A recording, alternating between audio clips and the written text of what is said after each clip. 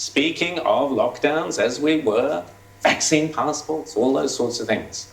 Gigi Foster has been a professor with the School of Economics at the University of New South Wales. She is the co-author of a book that's just been released called The Great COVID Panic: What Happened, Why, and What to Do Next.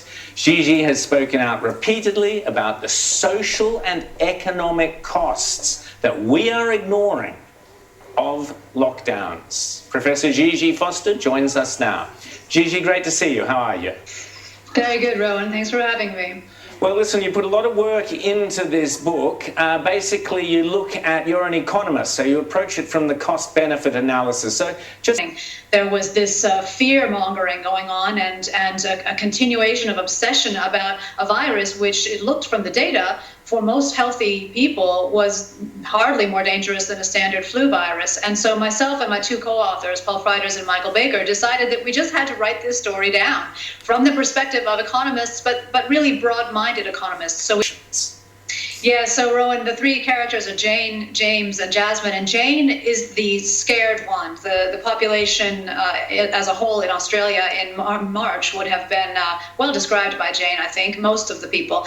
And she is so terrified and petrified of what she is perceiving as a great threat from the social media and just what she hears from her friends overseas, that she demands of the politicians that they protect her from this threat. And the politicians, particularly here in Australia, but many other places as well, wholly failed to provide actual leadership during this period and basically caved in to the demands of Jane to protect her with increasing numbers of restrictions in various different areas. And of course, those shelter-in-place orders were just one of these. We are now seeing the most recent version of this, which is these crazy vaccination mandates. And those politicians then continued to do this. And Jane, as the crisis continued, became their long arm.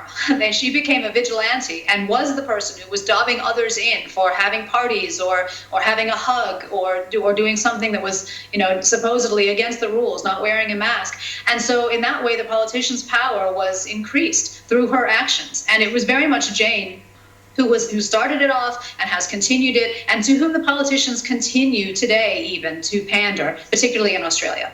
James is the archetype of the opportunist. He is the one who sees advantage in the Jane's paralysis and petrification.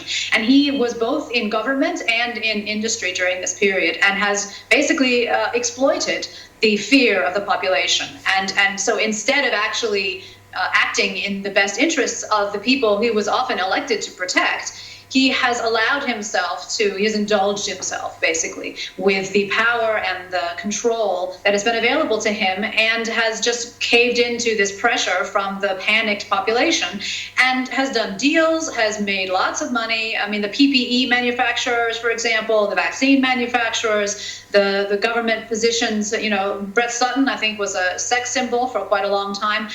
This kind of power is very, very seductive. It's an aphrodisiac. And so the James all around have been a big part of keeping this going. Now, are we still a democratic state? Well, what I see is an increasing narrowness of what is accepted to say, what is accepted in terms of how you must think, how you must comport yourself. There are certain very, very strict rules, and the diversity of opinion and that diversity of perspective and thought has been squashed. And that, to me, is one of the biggest worries. It's not, democracy as a whole. It's really even bigger than that. It's the inability for individual people to express themselves and be respected in our society. And this vaccination, non-vaccination mandate thing, this is just going right along with the same pattern we've seen in history, as you say, of how to divide people.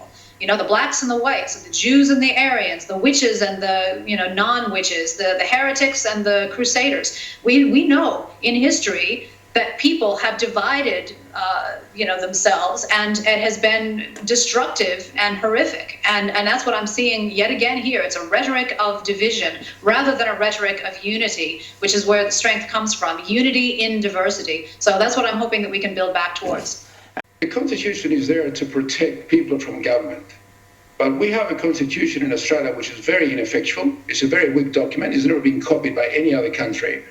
which contains no Bill of Rights, no basic rights that people, have to have and the government cannot trample on.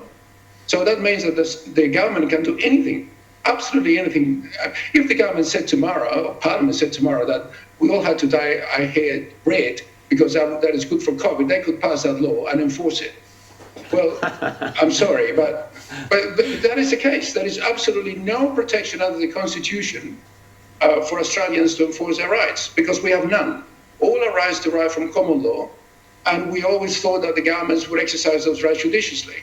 But this government didn't, and imposed, which I believe it is not a dictatorship because we have a democracy, because in the sense that we vote, but a democracy is not just the right to vote, it's the right to be able to exercise your rights. And if those rights are trampled on, sorry, it may be a democracy on the surface, but it's not really a democracy anymore. Ezekiel Trumper, please enjoy Florida. I think many people will be nodding along and going, what did happen to the Australia we knew only 18 months ago? Thanks so much for coming on Outsiders. Speak to you again. Thanks. I wonder. Thank you very much. All the best.